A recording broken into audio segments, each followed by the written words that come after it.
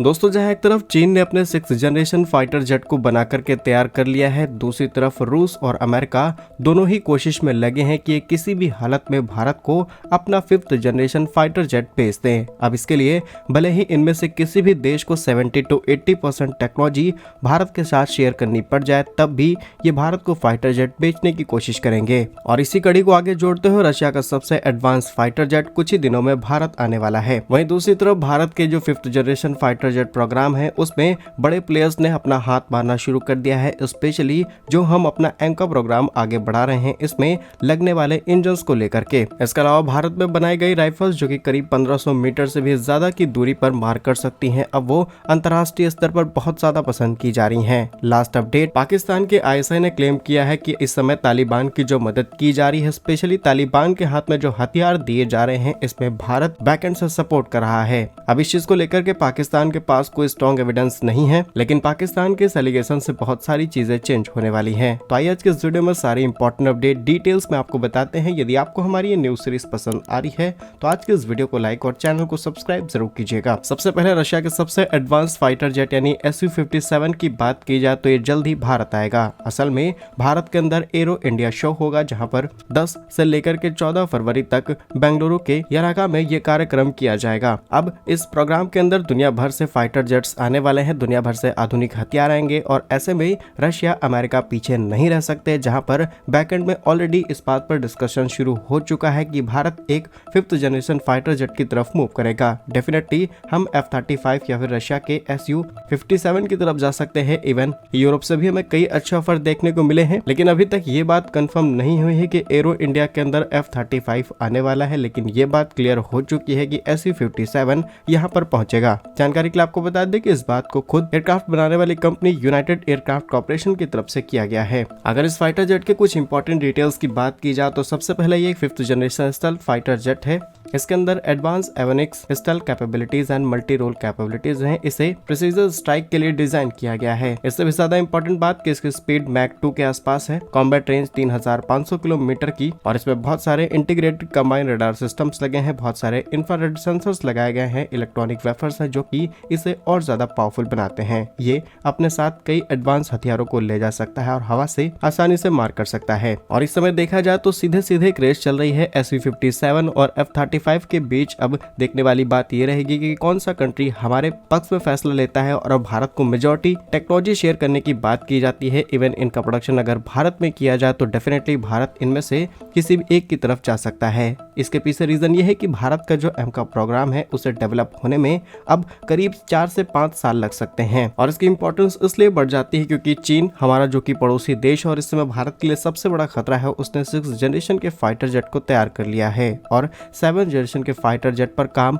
शुरू किया जा रहा है। नेक्स्ट अपडेट भारत के एमका प्रोग्राम से ही सामने निकल के आ रही है, जहां पर कुछ समय पहले ही सरकार की तरफ से DRDO को अप्रूवल मिल चुका है कि इसके ब्लूप्रिंट पर काम किया जाए, जिसके ब्लूप्रिंट, डिजाइन और बेसिक चीजों पर तो हम काम कर लेंगे, लेकिन प्रॉब्लम आके फंसेगी इंजन को लेकर के। बिकॉज हमने जिस तेजस को बना करके तैयार किया है उसमें भी हम अमेरिकन इंजन्स का इस्तेमाल कर रहे हैं, तो डेफिनेटली एमका को पावर देने के लिए हमें और ज्यादा पावरफुल इंजन की जरूरत पड़ेगी। हालांकि हमने कावेरी इंजन को बना करके तैयार किया है, लेकिन वो एमका प्रोग्राम के हिसाब से फिट नहीं बैठेगा, क्योंकि एमका प्रोग्राम के लिए कम से कम 110 किलो न्यूटन के थ्रस्ट वाले इंजन की जरूरत पड़ेगी, तभी हम अपने 5th जनरेशन फाइटर जेट को इजीली डेवलप कर पाएंगे। अब ये भारत के लिए बड़ा गैप है, ऐसे में अमेरिका, फ्रांस और यूके भारत को ऑफर ना दे ऐसा नहीं हो सकता। हालांकि इस लिस्ट में रशिया का नाम भी आ सकता है, लेकिन भारत फ्रांस और यूके की तरफ मूव कर सकता है। बिकॉज अमेरिका के साथ हमने तेजस इंजन की डील को करके हुए बहुत बड़ी गलती कर दी है और 18 से 19 महीने हो चुके हैं, इंजन सप्लाई अभी तक भारत को नहीं मिल पाई। इसलिए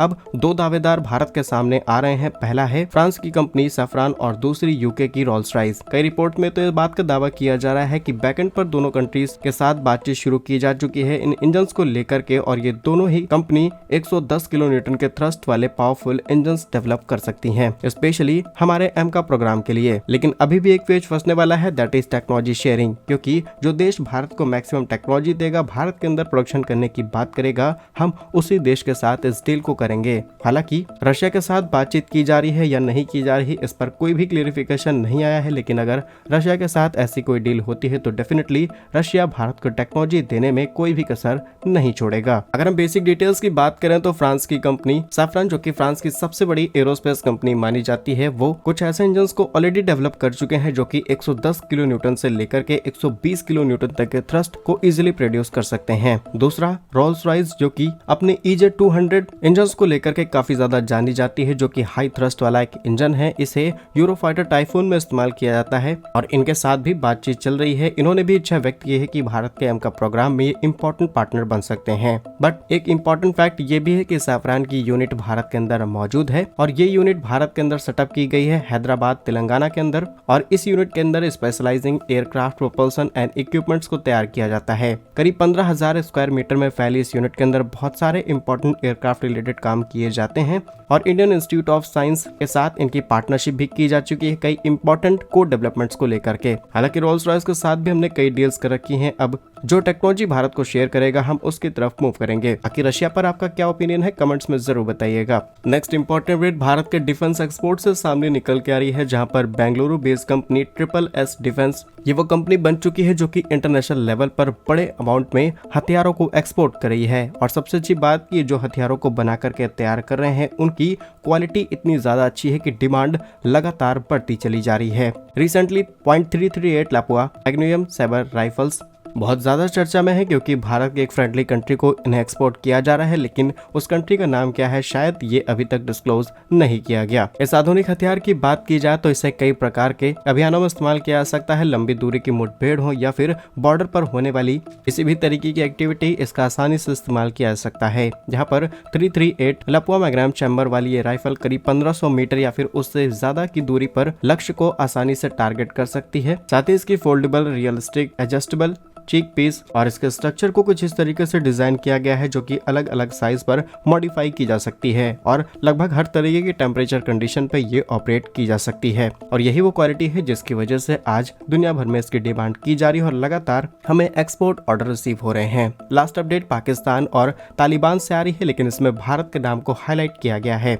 असल में इस बात की कोई ऑफिशियल कंफर्मेशन नहीं है, लेकिन पाकिस्तान के ISI द्वारा हैंडल किए जा रहे एक ट्विटर में इस बात का दावा किया गया है कि भारत की रॉ ने अफगान के अंदर जो तालिबान के पास एंटी टैंक गाइडेड मिसाइल्स हैं उनकी सप्लाई की गई है। ये आरोप स्पेशली उन हथियारों पर लगाया गया है जिनका नाम है 9M113 और इन पे टारगेट इसलिए किया जा रहा है क्योंकि ये रशियन डिजाइन हथियार है, लेकिन इनकी प्रोडक्शन भारत के अंदर की जाती है। और ये बात तो आप भी जानते होंगे कि आज के समय पाकिस्तान और तालिबान के बीच किस तरीके की सिचुएशन है, इसकी वजह से पूरा पाकिस्तान डरा है। लेकिन जहां अफगानिस्तान के अंदर बैठा तालिबान हो या फिर अफगानिस्तान के प्रीवियस गवर्नमेंट, सबके भारत के साथ रिलेशंस अच्छे रहे हैं और ये चाहते हैं कि भारत के साथ डायरेक्ट लिंक हो पाए, लेकिन बीच में कांटा बनता है पाकिस्तान। और ये सभी पॉइंट्स और डॉट्स को कनेक्ट करते हुए बताया जा रहा है कि ISI ने जो क्लेम किया है कि तालिबान को हथियार भारत सप्लाई कर रहा है, डेफिनेटली इसमें काफी बड़ी सच्चाई हो सकती है। हम इस बात की ऑफिशियल कंफर्मेशन नहीं करते और ना ही इंडियन गवर्नमेंट या फिर रशिया की तरफ से इस बात की कोई कंफर्मेशन